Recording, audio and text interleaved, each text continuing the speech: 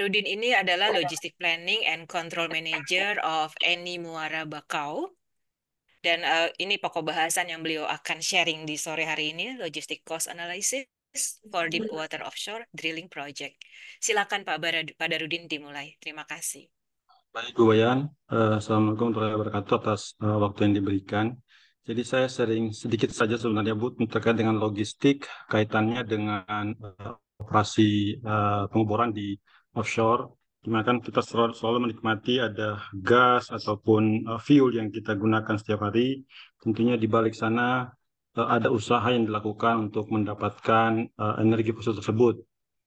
Ini kami susun berdasarkan pengalaman yang kami lakukan di beberapa drilling sebelumnya dan disusun oleh diri saya sendiri dan dibantu oleh tim saya Mas Fandi Fareza. Ini kira-kira profil saya Bu. Saya lama sebenarnya saya lebih lama untuk menjadi seorang engineer. Kebetulan background saya seorang engineer.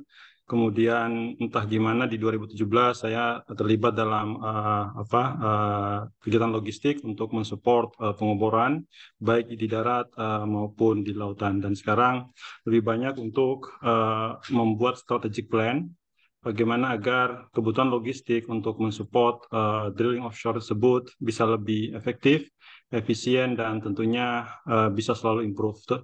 Dan saya sangat senang bisa bertemu dengan Bapak Ibu semua dan saya mulai melihat ternyata banyak fitur-fitur yang sudah dikenalkan di industri yang lain, seperti tadi Mas Ian dan teman-teman yang lain juga menjelaskan mungkin ke depannya kami coba akan mereluk dan melihat apakah memungkinkan untuk diaplikasikan di tempat kami sehingga bisa mendapatkan gain yang lebih baik lah.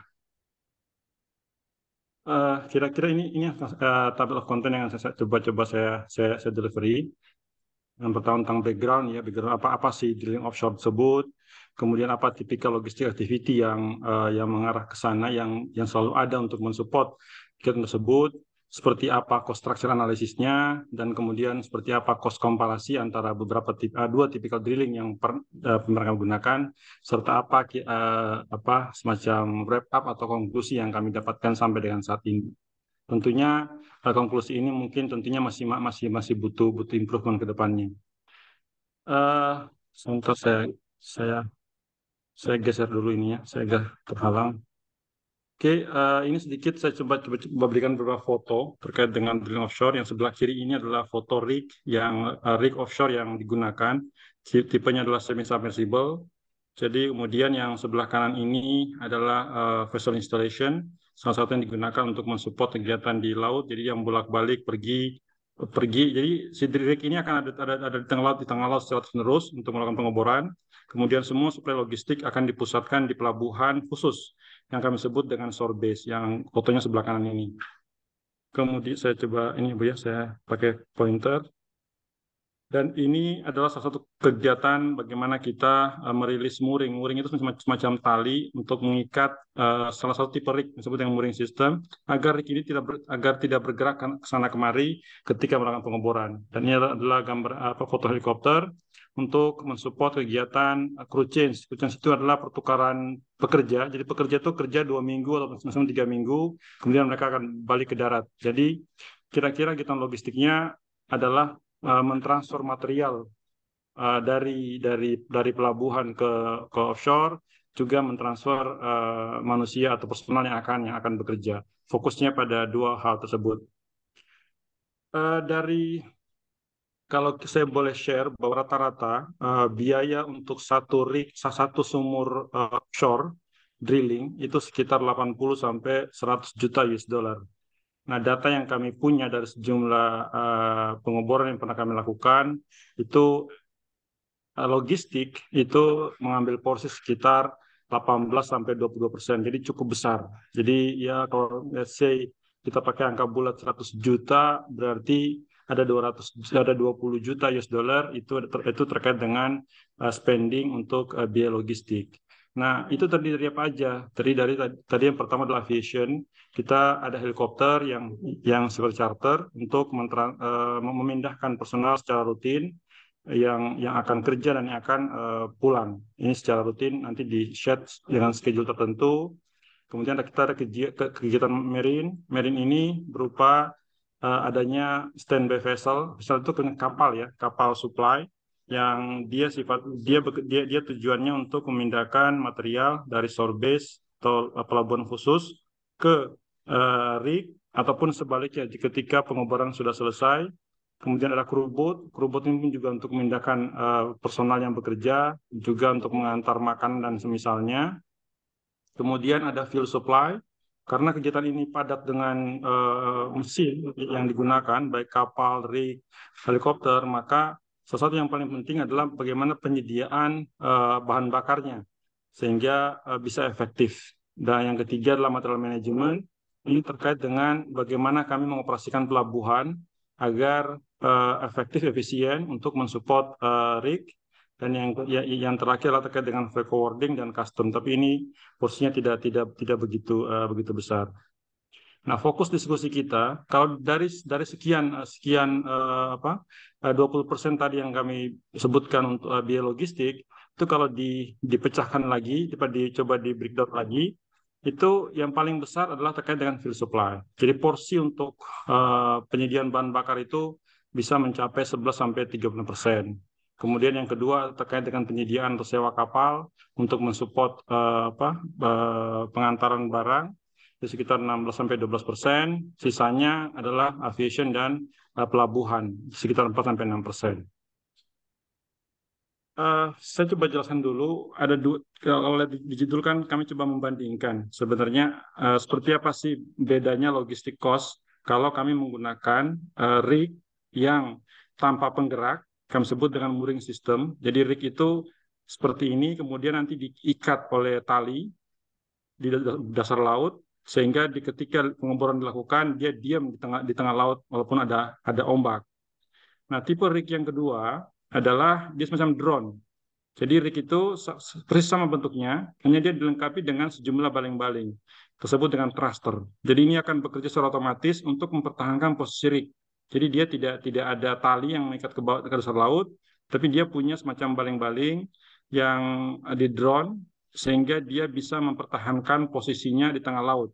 Walaupun ada ombak, badai dan sebagainya, dia tetap ada di tengah laut karena ada pipa drilling yang dijalankan atau di running dari rig sampai ke dasar laut sehingga dia tidak boleh bergeser kanan kiri dalam batasan yang sudah ditentukan. Kira-kira itu dua perbedaan tipikal operasi daripada rig tersebut. Sehingga karena di sini ada baling-baling, maka dia ada mesin yang terus berputar selama 24 jam dan tentunya itu membutuhkan suplai bahan bakar. Sementara yang sisi kiri ini dia tidak butuh mesin karena sudah dipasangin tali, dia diam aja gitu tanpa perlu ada mesin yang berputar setiap saat. Nah, logistik activity, tipikal logistik activity yang mensupport pekerjaan pengeboran itu apa aja sih? Sebenarnya cukup kompleks. Kalau kita gambarkan dari awal, sebenarnya ada nanti namanya material supplier. Jadi ini semua material drilling, casing, semen, dan sebagainya yang dibutuhkan di rig sini, itu akan disuplai oleh supplier. Semua akan dikumpulkan di hub, sebagai sebagai hub. Kemudian service ini kami punya kapal, kami sewa secara charter untuk membawa material tersebut ke rig. Nanti begitu pula selesai dibalikin lagi ke shore base, dibalikin ke material supplier. Begitu pula ada beberapa equipment rig drilling yang harus kami bawa ke atas rig. Itu disuplai oleh outsource company. Kalau Bapak mendengar kayak Halliburton, Schlumberger, Weatherford dan sebagainya, nanti mereka di sini. Dan mereka semua akan membawa semua materialnya masuk ke shore base atau sebagai hub dan akan kita bawa ke rig. Sementara untuk personal, kita running helikopter dari bandara nanti yang langsung direct ke rig. Beberapa personal pun juga kami coba running melalui dengan crew boat dari shore base, tapi itu tidak dominan. Nah, salah satu yang unik lagi adalah rig ini yang menghasilkan limbah. Nah, limbahnya ini tidak boleh kami buang ke laut dan jumlahnya besar. Jadi bayangkan kalau kita ngebor itu bisa beberapa ribu feet dan itu menghasilkan limbah. Nah, limbahnya itu harus dibawa ke darat melalui shore base hub dan kita akan serahkan ke third party dalam hal ini PPLI untuk nanti mengelola limbah tersebut agar tidak mencemari lingkungan.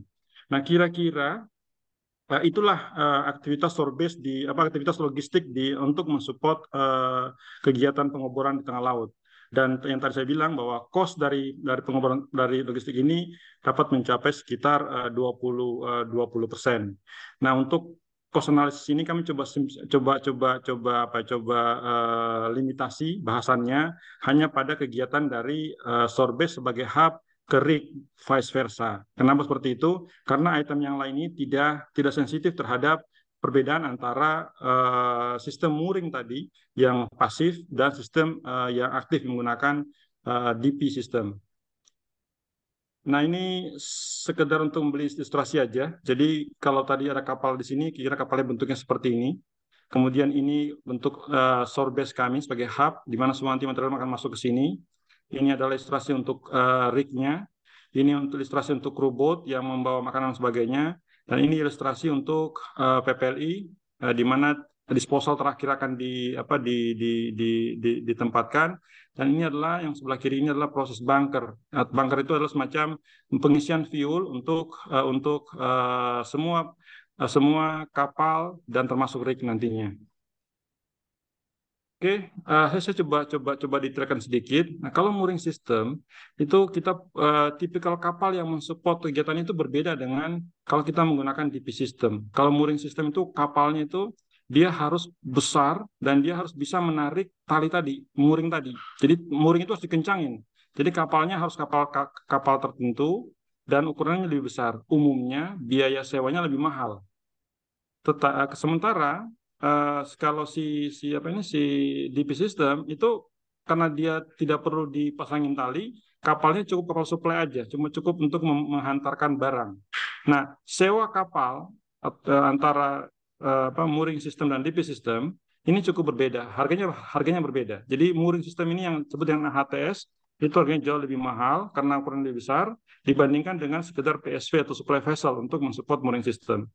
Jadi ini salah satu yang membedakan. Nah, tetapi kalau lihat di sini untuk fuel consumption per day-nya untuk 3 HTS ini itu sekitar 7 ton per hari. Sementara di sini untuk DP dia cukup besar, ada sampai dengan 9 ton per hari. Ini mohon maaf ini terbalik. Sorry, iya benar, kapan benar. Oke. Nah, ini tipikal kargo yang dibawa. Jadi tadi yang saya tadi kami coba jelaskan kargo apa aja yang harus dibawa back and forth dari Sorbes ke rig, kemudian balik dari rig ke Sorbes. Nah, ini kira-kira tipikal kargonya. Kalau Bapak Ibu lihat ini ada casing untuk di running ke dasar laut. Kemudian ini beberapa equipment, chemical dan sebagainya. Nah, ini kalau kami coba samarikan satu sumur pengeboran itu kira-kira kargo yang harus kami handle itu back and forth sekitar hampir dengan 8.000 ton. Jadi cukup besar. Nah, on top of 8.000 ini, apabila kita menggunakan mooring system, karena ada mooring atau disebut dengan tali tadi yang harus kami handle, itu akan tambahan lagi sekitar 1.000 ton. Jadi dari sisi Sorbes, biaya yang ditimbulkan dengan mooring system ini sedikit lebih mahal dibandingkan kalau dengan menggunakan DP system. Ini kami coba bikinkan satu case simulasi. Sebenarnya kalau case-nya sama dengan harga unit yang sama, mahal mana sih antara mooring system atau DP system? In total kita lihat di sini bahwa DP system lebih mahal dibandingkan dengan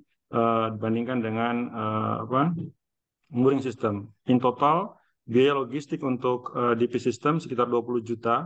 Sementara untuk mooring system sekitar 16 juta.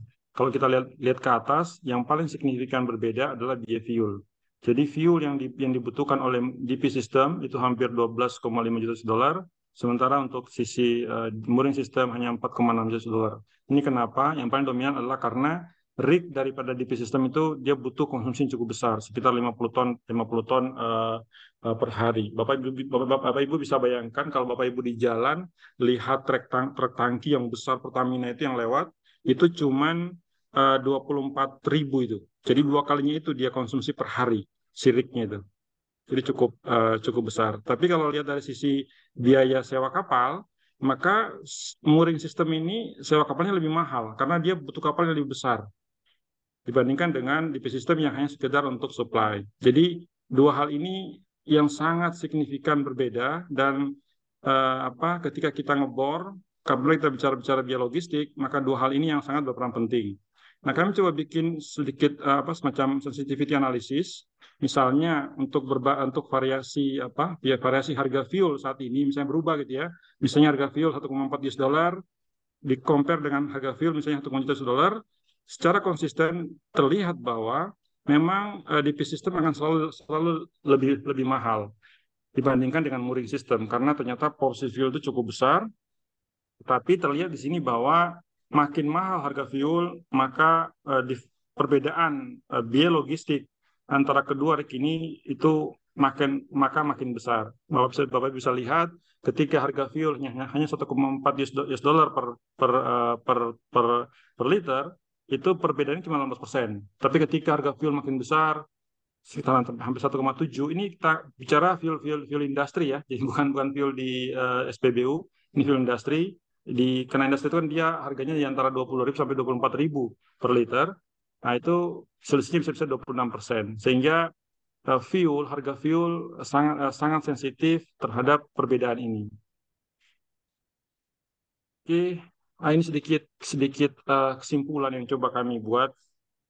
Terus terang di sini belum ada semacam inovasi atau ini sekedar membandingkan dua data dan harapannya dari tulisan ini ke depannya bisa lebih bisa kami bisa coba-coba menerapkan pendekatan logistik yang lebih baik untuk tentunya nanti bisa dapat efisiensi yang lebih baik karena tadi dari 100 juta US dollar harga per rig, harga biaya sumur per rig itu sekitar 20 juta dolar itu adalah biaya logistik. Jadi cukup signifikan peran logistik untuk pengeboran satu sumur. Kami coba bikin konklusi dua poin di sini. Misalnya untuk DP system, sebenarnya di DP system itu karena dia butuh fuel yang cukup besar, maka eh, apa harga fuel sangat menentukan efektif atau efisiennya biaya logistik apabila kita menggunakan DP system. Tapi kalau mooring system karena dia itu butuh kapal yang besar sehingga keberadaan harga market kapal sewa kapal di pasaran itu memegang peran penting untuk menentukan biaya biaya logistiknya. Dari keduanya ini tentunya strategic plan bagaimana mendevelop kontrak logistik untuk mendapatkan competitive price untuk fuel kapal biaya biaya pelabuhan dan sebagainya sangat penting.